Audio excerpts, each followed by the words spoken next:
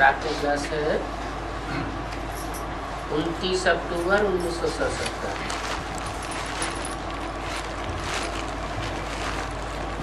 अनुभव सुनाया बच्चों ने कि मधुबन में क्या क्या मीठा लगता है। तुम बच्चे जानते हो कि अब शांति धाम जा रहे हैं। तुम्हारे सिवाय कोई नहीं है जिसको ये पता है। तुम यही सुनते रहेंगे कि अब बाप को याद करते करते घर जाना है।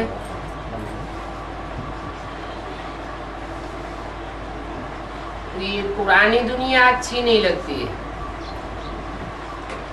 तो दिल होती है घर जावे। कब कब इस पुरानी दुनिया से वैराग आता है। बस हम शांति में जाकर के बैठे। वैराग आता है ना, दुनिया से दिल उठ जाता है। काम काज भी करते रहते हैं परंतु आत्मा उपराम हो जाती है। मैं आत्मा उपराम हूँ। इस पुरानी झूठी दुनिया में अब अच्छा नहीं लगता है। अब हमें मालूम तो पड़ा है कि वापस घर जाना है।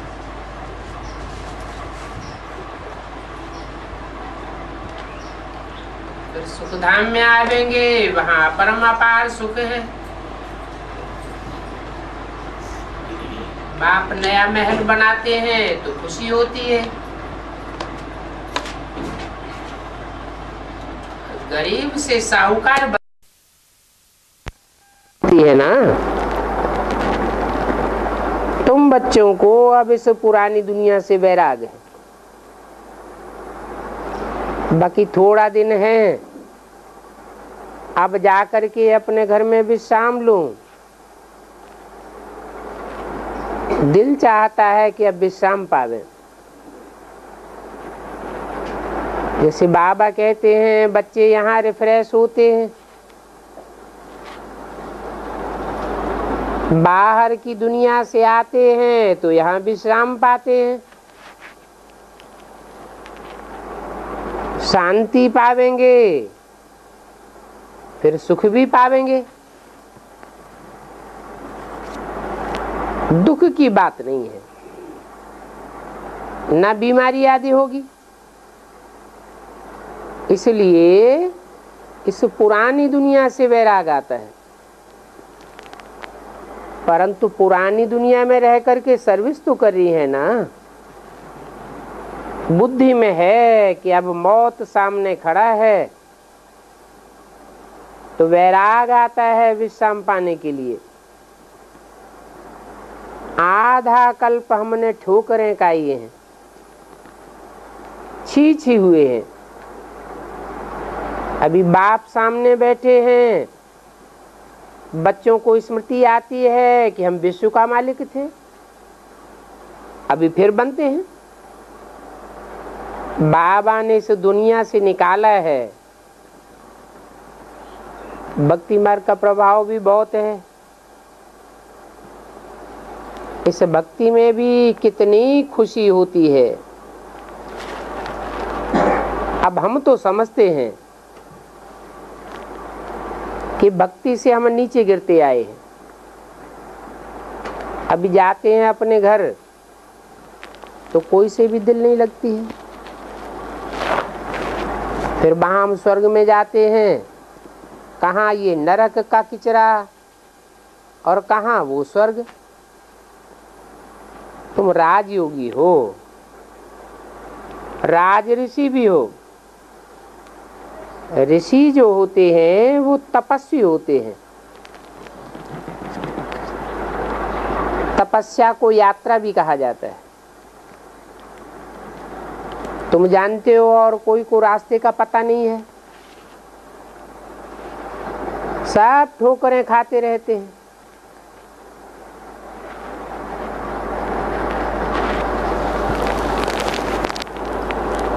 अभी तुम समझते हो कि भक्ति मार्ग में दर दर ठोकरें खाते हैं।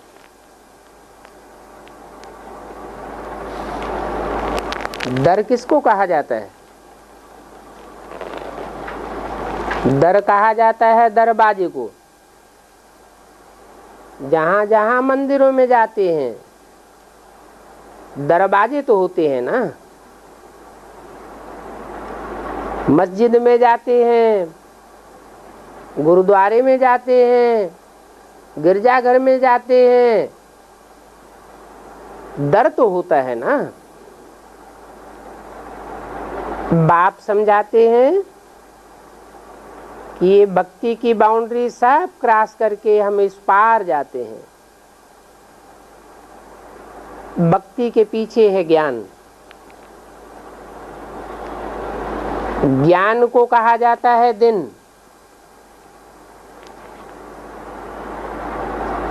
तो अब दिल होती है कि हम उस पार जावें। यहाँ इस अज्ञान की दुनिया में तो बहुत हंगामा है और आगे भी खिटपिट बढ़ती जाएगी जरूर। जो शांत रहने वाले हैं उनको भी अशांत करेंगे।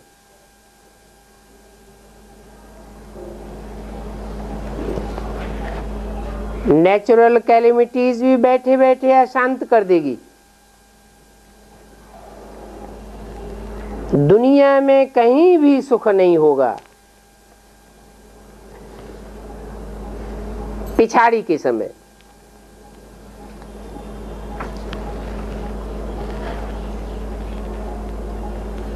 अभी तो फिर भी कोई कोई कहते हैं हम सुख सैन में रहते हैं।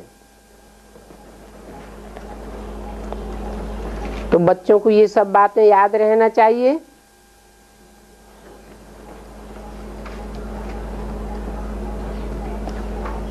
ठाले बैठे शांत करके बैठना नहीं है, कर्म तो करना है ना। ये बेहद का नाटक है 5000 वर्ष का।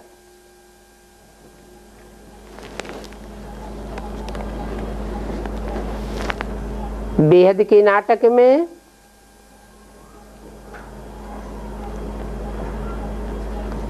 हमारी सच्ची सर्विस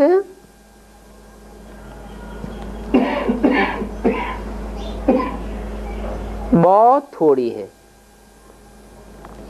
बेहद के नाटक के कितने सीन हैं? 4 सीन हैं और 5वां सीन है ये संगम युग, बहुत छोटा। असली सेवा इसी में है। इस पुरुषोत्तम संगम युग में 84 जन्मों की सेवा समाई हुई है।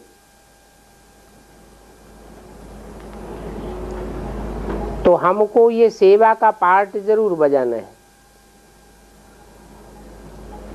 और ये अविनाशी सेवा है।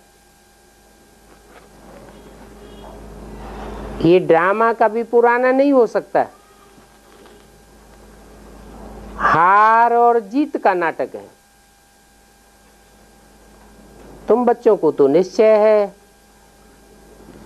कि हम जास्ती मेहनत करेंगे तो ऊंच पद पावेंगे। ऊंच पद पाने का मदार किस बात पर है? सेवा पर। जो जितनी सेवा करेंगे उनको उतनी खुशी की मेवा मिलेगी इस जन्म में। और अगले जन्मों में क्या मिलेगा? जन्म जन्मांतर ऊंच पद पाते रहेंगे। भक्ति जास्ती की होगी तो ज्ञान भी बहुत उठावेंगे। भक्ति कम की होगी तो ज्ञान भी कम उठावेंगे। भक्ति सतो प्रधान की होगी तो ज्ञान भी सतो प्रधान उठावेंगे। भक्ति तमो प्रधान व्यभिचारी की होगी तो ज्ञान भी व्यभिचारी तमो प्रधान उठावेंगे। अब व्यभिचारी भक्ति माना एक की भक्ति, एक की भक्ति की होगी तो ज्ञान भी एक से उठावेंगे। एक से सुनना अच्छा या अनेकों से सुनना अच्छा? अभी तो ऊंचे ऊंचे बाप आया हुआ है, और युगों में तो नहीं आता है।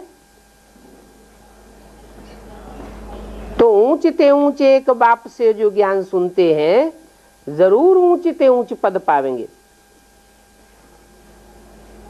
बाप कहते हैं ये शंकराचार्य भी मेरी भक्ति करते हैं।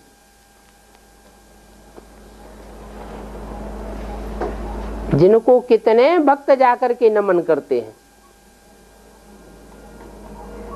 टाइटल देते हैं श्री श्री 108 जगत गुरु, परंतु ये तो उनका झूठा टाइटल है। सारे जगत के लोग तो उनको अपना गुरु नहीं मानते। एक भारत में ही कितने मठ मंदिरों में शंकराचार्य बैठे हुए हैं।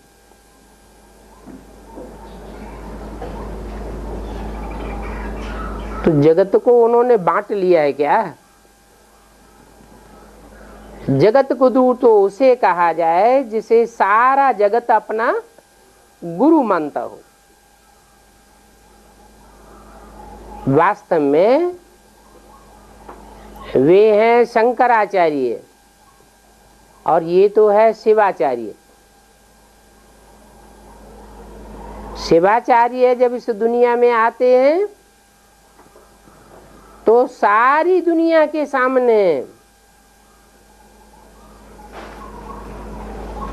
परिवर्तन करके जाते हैं। सारी दुनिया का परिवर्तन होता है, तब कहा जाता है जगत गुरु। जगत का एक भी मनुष्य मात्र नहीं रहता जिसकी गति और सद्गति न होती हो। तुम बच्चों के द्वारा मालूम पड़ेगा कि अभी बाप आए हैं सबको ले जाने के लिए। सबकी गति सदगति होगी। सतयुग में सब पूज्य और पवित्र होते हैं। यहाँ पुजारी हैं क्योंकि अपवित्र हैं।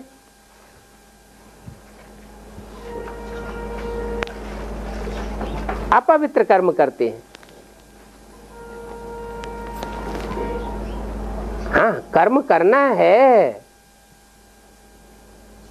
ये भी जानते हो कि हम याद की यात्रा पर हैं। जो याद की यात्रा पर होते हैं उनको खुशी बहुत होती है। Student life is the best life.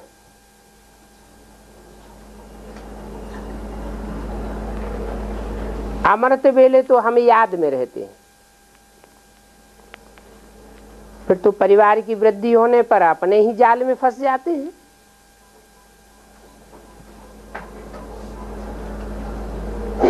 ऐसे ही सतयुग के आदि की वेला है अमृत वेला।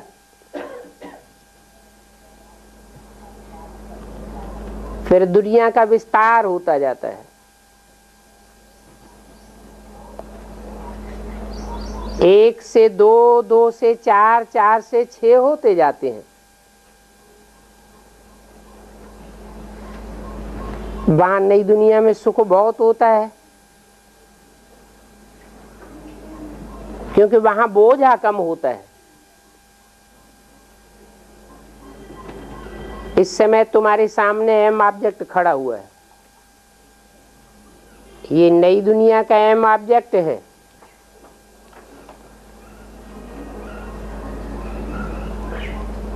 इनकी तरह तुम पुत्रवान भव आयुष्मान भव बन जाते हो। किनकी तरह है?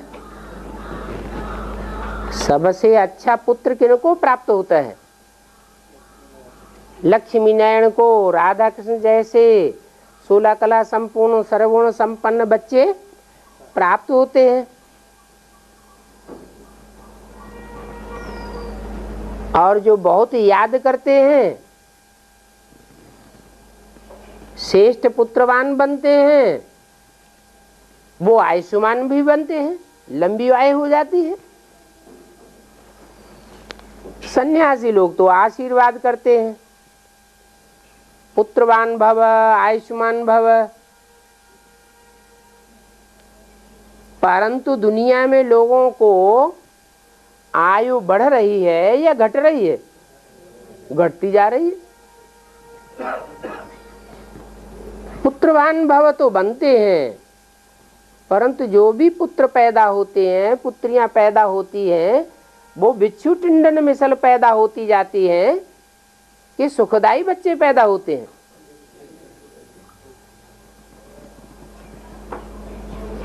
तो उनका आशीर्वाद तो झूठा होता है। वास्तव में उन सन्यासियों को आशीर्वाद करने का भी हक नहीं है। क्यों? क्यों हक नहीं है? हैं? खुद तो घरघाट छोड़ करके आए, तो दूसरों को क्यों कहते हैं पुत्रवान भव? खुद तो धन संपत्ति छोड़ करके आए, तो जिसको खुद लात मारते हैं, थूक मारते हैं, वो थूकी हुई चीज दुनिया को क्यों देते हैं?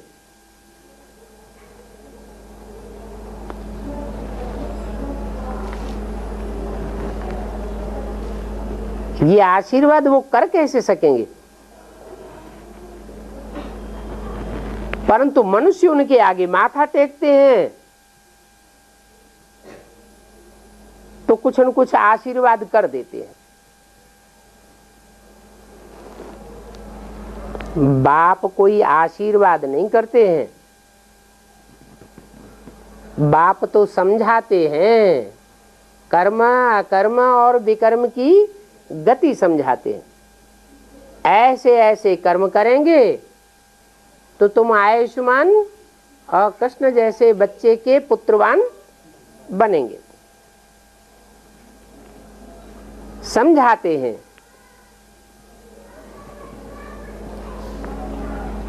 कि झूठ खंड में आयु कम होती जाती है और सच खंड में आयु बड़ी होती है। वहां सच खंड में बच्चा भी एक होता है, वहां सब पवित्र रहते हैं। तो एक बच्चा पैदा होना अच्छा या कुत्ते कुतरियों में से ढेर सारे बच्चे पैदा होते रहे वो अच्छा? शेर जंगल में अकेला रहता है तो शेर शेरनी एक ही शेर पैदा करता है कि ढेर पैदा करता है? वहां तो सब पवित्र रहते हैं। अभी तुम पुरुषार्थ करते हो सतो प्रधान बनने के लिए तो तुम्हारी आयु बढ़ जाएगी। बाप की याद के सिवाय और कोई उपाय नहीं है आयु बढ़ाने का। जितना जितना याद में रहेंगे उतना तुम्हारी आयु बढ़ती जाएगी। याद में रहने से आयु कैसे बढ़ती है?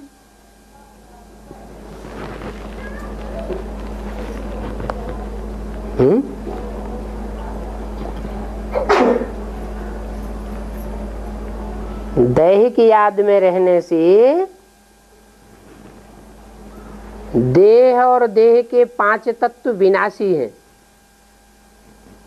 तो विनाशी की आयु याद में रहने से क्या रिजल्ट होगा?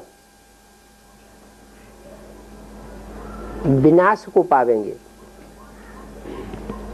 और आत्मा के बाप परमात्मा ये दोनों अविनाशी हैं।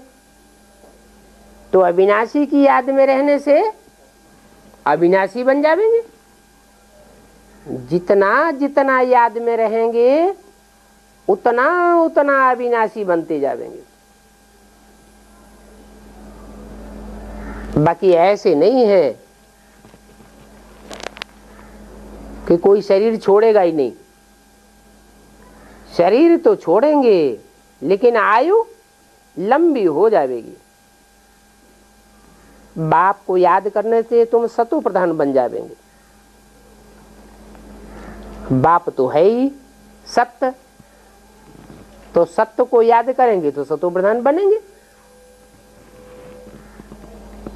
झूठ को याद करेंगे तो झूठे बनेंगे। जैसे को याद करेंगे वैसा ही बनेंगे।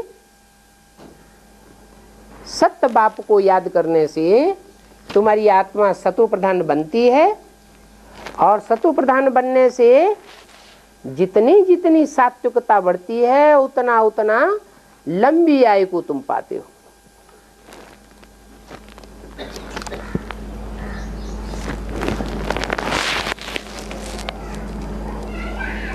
29 अक्टूबर 1967 की वाणी का दूसरा पेज।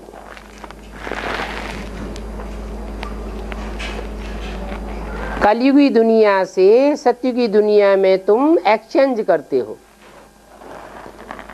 भक्ति मार्ग में भी तुम यह एक्सचेंज करते आए हो।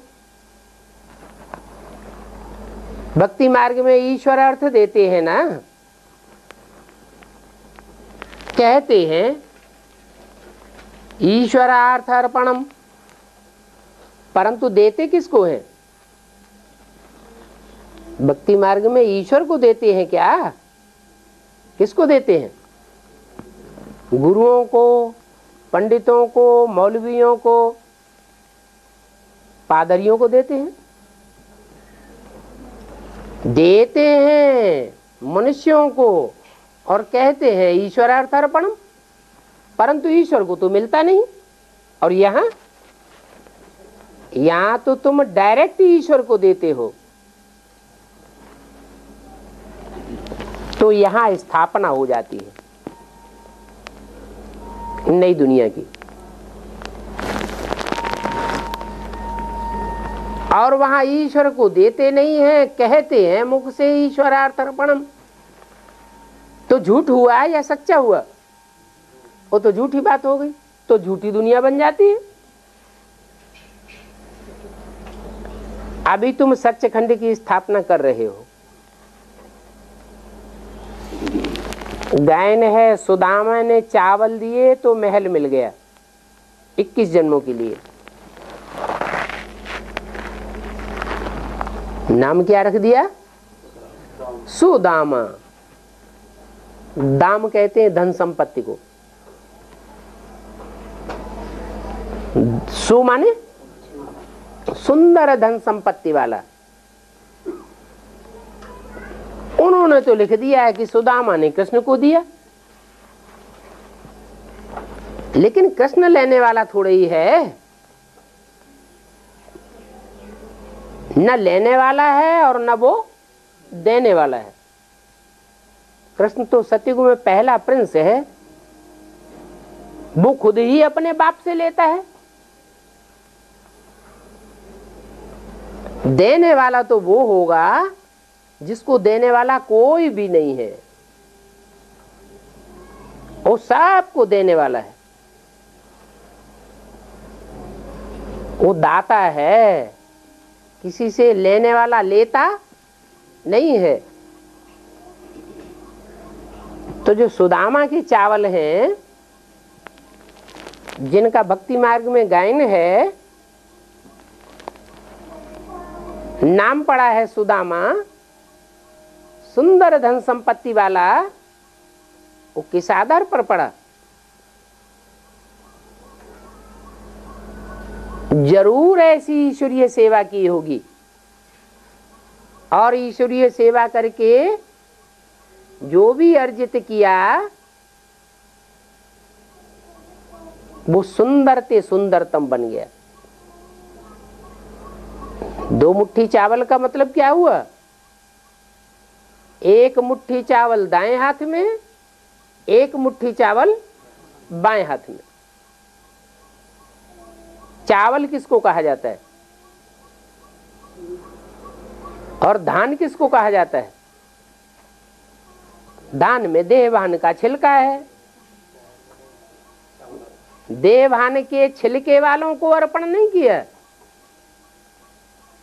जिनका देहभान का छिलका उतर गया, ऐसी आत्माभिमानी आत्माओं को जो राइट हैंड में है, माने विजय माला की मणके हैं, उनको अर्पण किया। और फिर लेफ्ट हैंड के ऐसी आत्माभिमानी आत्माओं को अर्पण किया जो रुद्रमाला की मणके हैं। उन 2 मुट्ठी चावलों को तैयार करके ईश्वरीय कार्य में अर्पण कर दिया। वो ये होते हैं जिनकी सेवा करते हैं, उनकी सेवा करने में भाव ये होता है कि हमको कुछ देंगे, अपना मकान दे देंगे, उसमें हम अपना सेंटर चलाएंगे।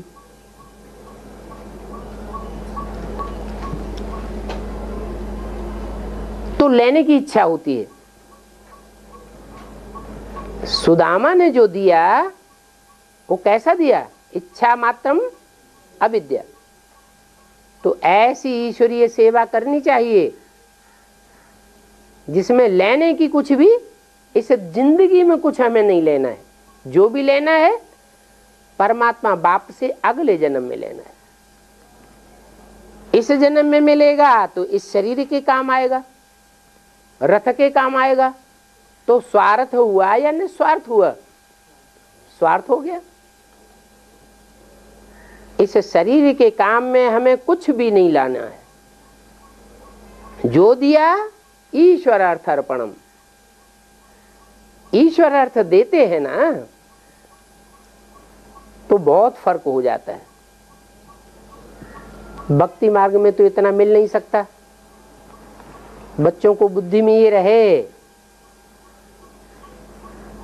अब नाटक पूरा होता है।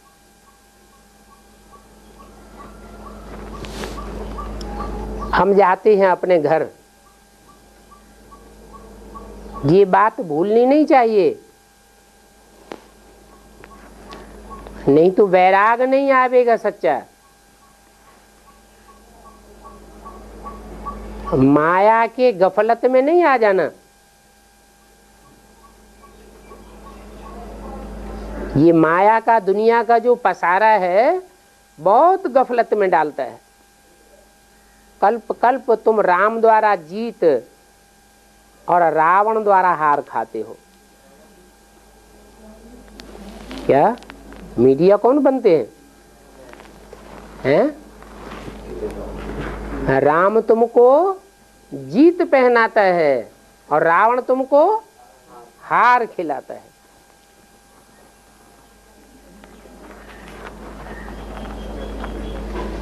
राम कौन है और रावण कौन है? जो मीडिया बनता है।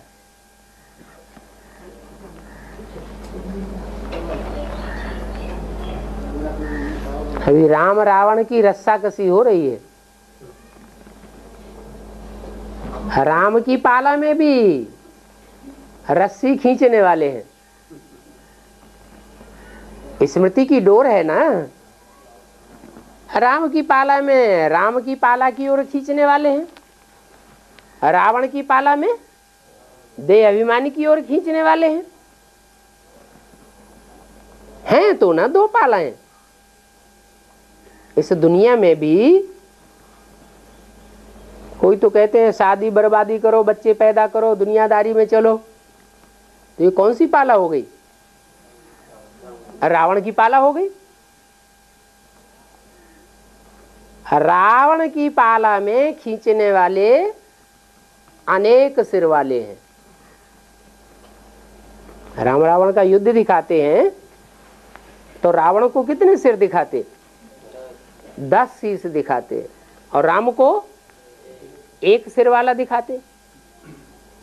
रावण को बहुत लंबा चौड़ा ऊंचा ताजा दिखाते हैं और राम को छोटा दिखाते हैं।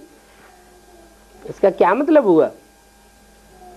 रावण बहुत देह अभिमान वाला है। देह बड़ी होती है कि आत्मा बड़ी होती है? देह बड़ी दिखाई देती है और आत्मा तो अति सूक्ष्म है।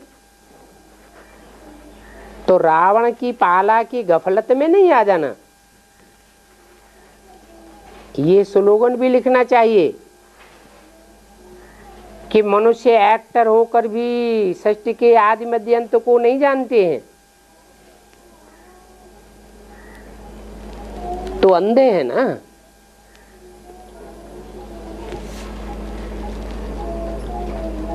कोई एक्टर हो ड्रामा का, ड्रामा में एक्ट भी करने जाता हो और उससे पूछा जाए आधे से अंत तक ड्रामा की बात बताओ, तुम क्या ड्रामा खेलेंगे, तो उसे पता ना हो। ऐसे ब्लाइंड मनुष्यों को जगाना है। अर्थ तो समझा सकते हो। विराट रूप का चित्र भी है। सबसे पहले ब्राह्मण कुल चोटी में, फिर दैवी कुल मस्तक में, फिर क्षत्रिय कुल भुजाओं में, वैश्य कुल जंघाओं में और शूद्र पैरों की ओर। ये तुम बायजोली खेलते हो।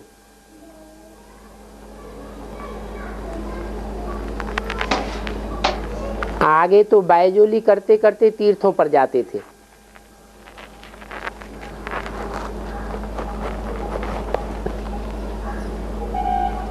गुलाटी खाते हैं ना, सर नीचे पांव ऊपर, फिर पांव ऊपर सर नीचे।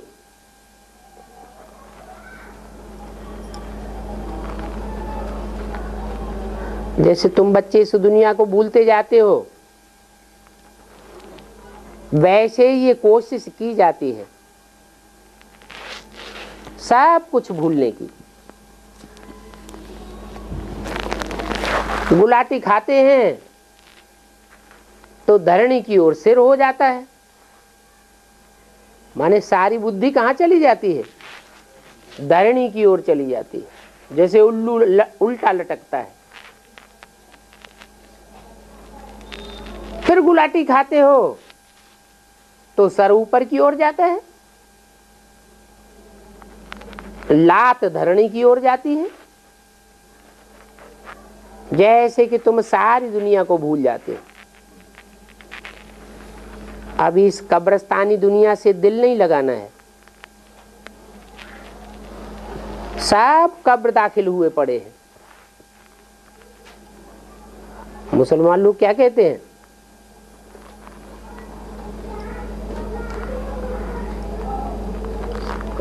अल्लाह ताला जब आवेगा, कयामत बर्पा होगी, उस समय सब रूहों को अल्लाह ताला कब्र से निकालेगा। कब्र माना क्या,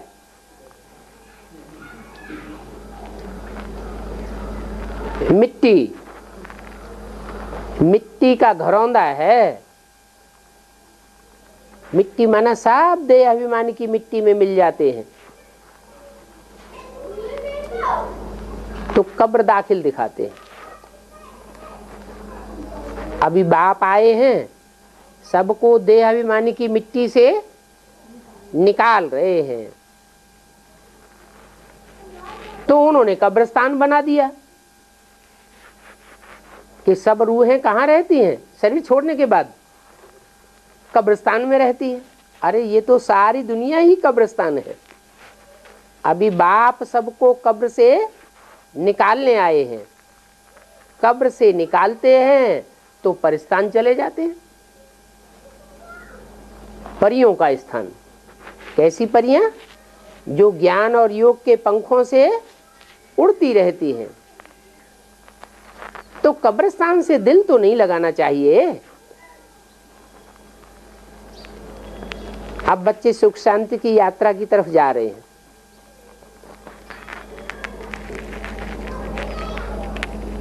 इस यात्रा में फिर हम वापस इस पुरानी दुनिया में नहीं आवेंगे। ऐसे तो मनुष्यों ने भी गीता में लिखा हुआ है, मैं उस धाम का वासी हूं जहां सूरज शांत सितारों का प्रकाश नहीं पहुंचता, जहां जाने के बाद आत्माएं इस पुरानी दुनिया में वापस नहीं आती। तो तुम्हारी बुद्धि में है कि हम शांति धाम जाने वाले हैं, वहां से फिर लौट कर इस पुरानी दुख की दुनिया, कलयुगी दुनिया में हम नहीं आवेंगे।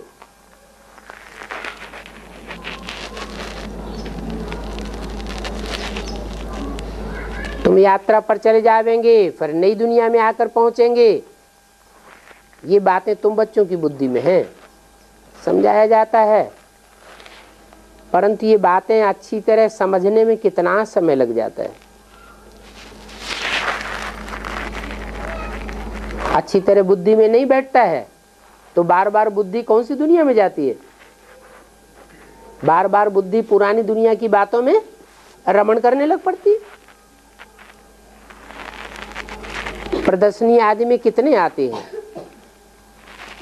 ओपिनियन आदि भी लिख करके देते हैं, बहुत अच्छा अच्छा कह करके जाते हैं, परंतु ये समझते नहीं है कि बाप से हमको सुख शांति का वर्षा मिल रहा है। बाप आए हैं हमको विश्व का मालिक बनाने, ये बुद्धि में नहीं बैठता है कि खुद बाप आकर के हमको विश्व का मालिक बनाए रहे हैं,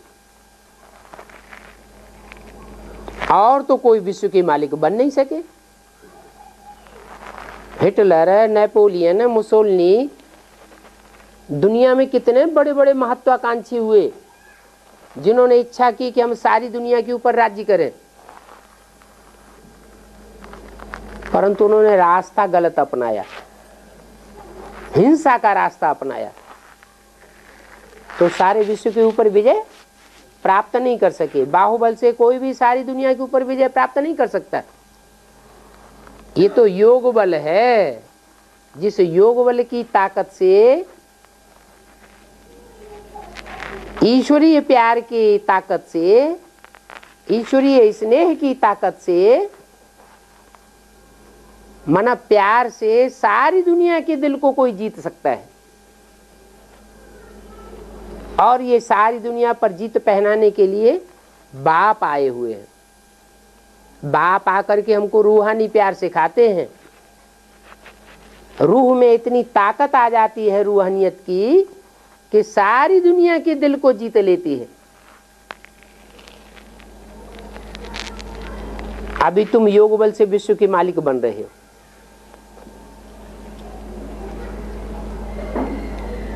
अगर ये बातें बुद्धि में नहीं बैठी हैं तो कुछ समझा ही नहीं है। क्या बात है कि बाहुबल से कोई भी दुनिया के ऊपर विश्व विजय नहीं कर सकता,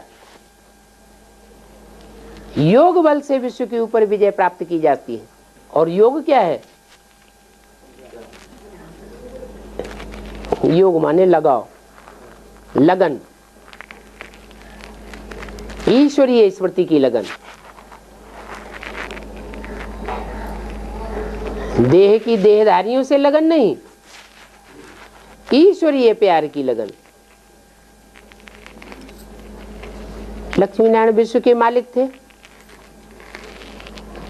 अभी वो योग बल से फिर विश्व के मालिक बन रहे हैं। और बाप ही आकर के विश्व का मालिक बनाते हैं। किसी की भी बुद्धि में बैठता नहीं है। क्यों नहीं बैठता है? इतनी सच्ची बात है कि प्यार से ही दुनिया को जीता जा सकता है। जोर जबरदस्ती दुनिया के दिल को कोई जीत नहीं सकता, और ना आज तक किसी ने विजय पाई है। फिर ये बात कोई की बुद्धि में क्यों नहीं बैठती है? जरूर कुछ समझाने वालों का रोल है। जो समझाने वाले हैं वो खुद ही आपस में लड़ते झगड़ते रहते हैं। रूहानी प्यार बुद्धि में ठहरता नहीं है। रूहानियत से दूसरों को समझाते नहीं हैं, समझाते समझाते देहभान आ जाता है।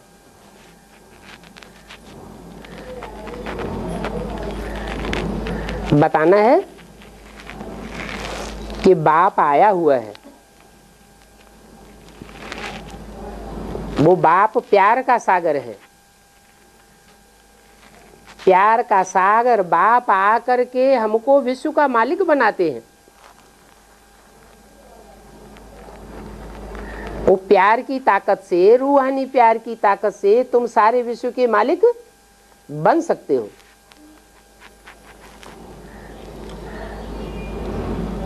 अब याद की यात्रा से हम ये बनने का पुरुषार्थ कर रहे हैं, तुमको भी ये पुरुषार्थ करना चाहिए।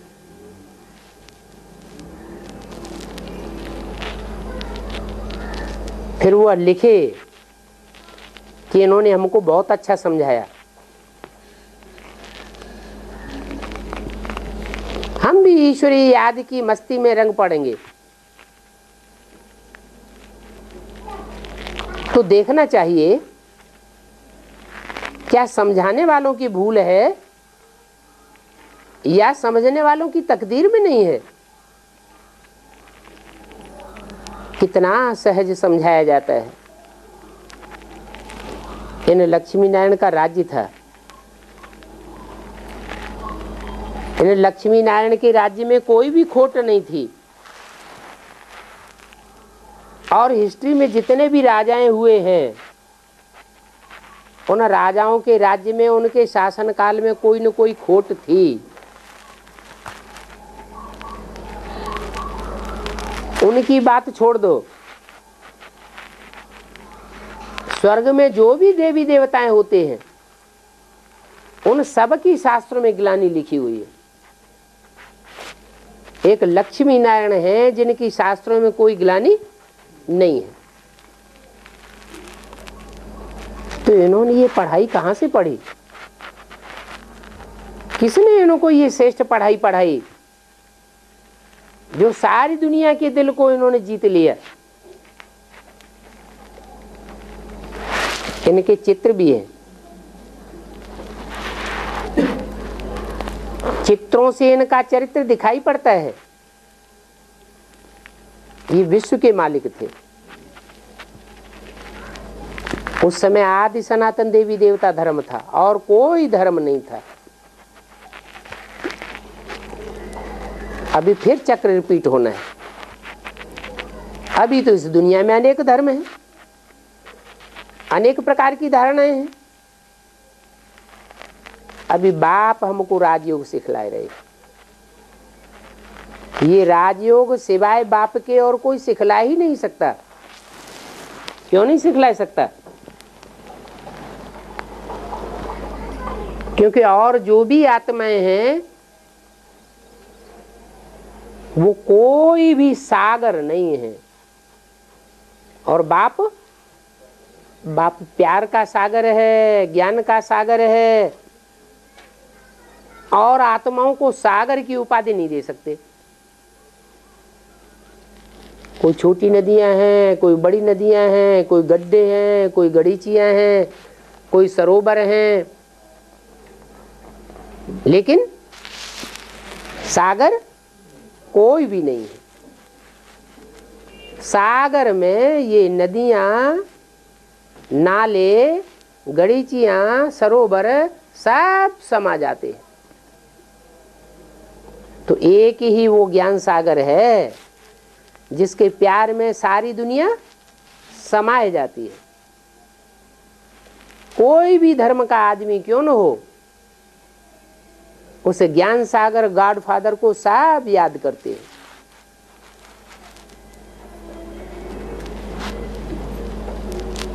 तो ऐसे ऐसे समझाए करके उन्हें बताओ कि ये ज्ञान सागर की पढ़ाई तुम भी पढ़ो। बाप कहते हैं माम एकम याद करो, मैं ही ज्ञान का सागर हूं। मेरे प्यार में तुम लवलीन हो जावेंगे तो जरूर तुम पावन बन जावेंगे। इतनी सहज बात भी बुद्धि में नहीं बैठती है। वो योग बल नहीं है। समझाने वालों में ही योग बल न होगा तो समझने वाले कैसे समझेंगे। बाबा अक्सर करके यही रोला निकालते हैं क्या, कि जो समझाने वाले हैं वो आत्मिक स्थिति में रहकर बाप की याद में नहीं सिखाते हैं, समझाते हैं। याद की यात्रा में रहते ही नहीं हैं, अपने ही देह अभिमान में आकर के ज्ञान सुनाते हैं। देह अभिमान में रहने के कारण कोई को ज्ञान का तीर नहीं लगता है। ऐसी देह अभिमान की मिट्टी से कट खाई हुई तलवार ठीक नहीं चलती है।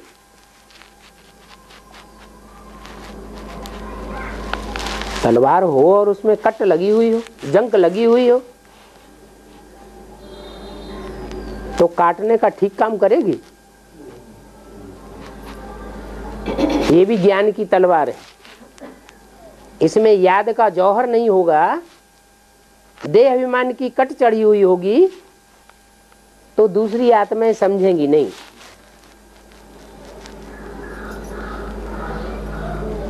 तो सारी मेहनत याद की यात्रा में है। ज्ञान तो बहुत सहज है। ये तो जरूर है कि जो याद की यात्रा में रहेंगे वो अच्छा पद पावेंगे, क्योंकि बहुतों को समझाने के हकदार बन जाते हैं। बाप बच्चों को और कोई जास्ती तकलीफ तो नहीं देते हैं।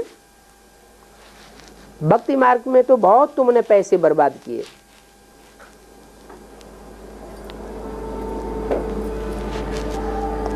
अभी तुम जानते हो कि पुरुषार्थ करने के लिए क्या चाहिए।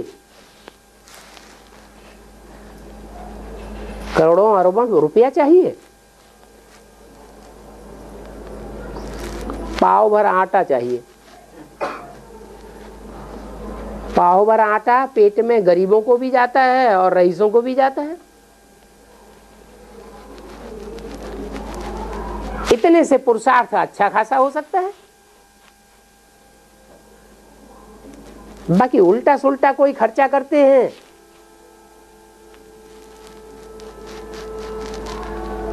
तो फिर मेहनत भी करनी पड़ेगी। भगवान वाचे, मैं तुमको बहुत सहज ज्ञान सुनाता हूं। ये वही हिस्ट्री है, वर्ल्ड की हिस्ट्री ज्योग्राफी जो तुमको पहले सुनाई थी। तुम बच्चे समझते हो इस दुनिया में तो करप्शन बहुत है, बहुत झूठी बातें सुनाते हैं। झूठी बातें सुनाकर गवर्नमेंट के ऑफिसर्स कितना कमाते हैं। अब ये झूठी कमाई की धन दौलत तो सब खत्म हो जाएगी। बड़े बड़े ऑफिसर रिश्वत लेते हैं, रिश्वत लेकर के बैंक बैलेंस बनाते रहते हैं। बड़े बड़े मल्टी मिलियनर्स बड़े बड़े कल कारखाने बनाते हैं, गरीबों की खून की कमाई चूस के बैठते हैं। उनका धन सब यहीं रह जाएगा और तुम विश्व के मालिक बन जावेंगे, क्योंकि तुम इस अंतिम जीवन में हो गरीब। बाप जिन बच्चों के सामने बैठ पढ़ाते हैं उन बच्चों में कोई करोड़पति होता है क्या? करोड़पति तो कोई नहीं होता, सब गरीब हैं। बाप आते ही हैं गरीब निवाज बनकर। वो बेसिक नॉलेज वाले क्या समझते हैं कि भगवान बाप किस में आते हैं? धनवान में आते हैं या गरीब में आते हैं? वो क्या समझते हैं? वो समझते हैं कि दादा लेखराज ब्रह्मा जो बहुत साहूकार थे उनमें भगवान आया। तो साहूकार में अगर भगवान आए तो भगवान गरीब निवाज हुआ या रईस निवाज हुआ? ये तो रईस निवाज हो गया। बाप आकर के तुम बेगर्स को विश्व का मालिक बनाते हैं, बेगर टू प्रिंस बनाते हैं, तो कितनी खुशी होनी चाहिए।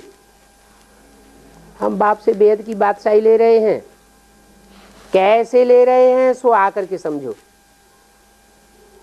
तुम समझ जावेंगे तो पाप आत्मा से पुण्य आत्मा बन जावेंगे,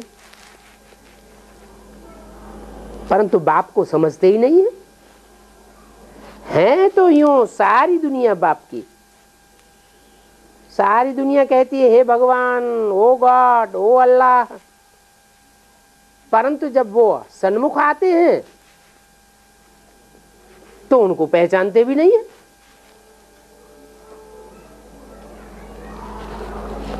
किसी को समझाना है तो प्यार से समझाना चाहिए, ऐसी कोई बात नहीं कहनी चाहिए जिससे कोई को दुख हो जाए।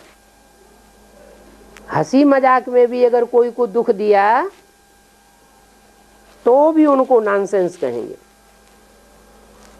बाप कहते हैं सुख दो और सुख लो,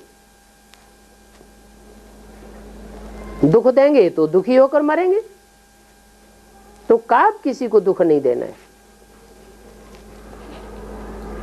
ऐसे दुख देने वाले फिर बाप के दिल से उतर जाते हैं। चार्ट रखने से ध्यान रहेगा कि हमने आज सारा दिन में कोई को दुख तो नहीं दिया। अच्छा बच्चों को ओम शांति।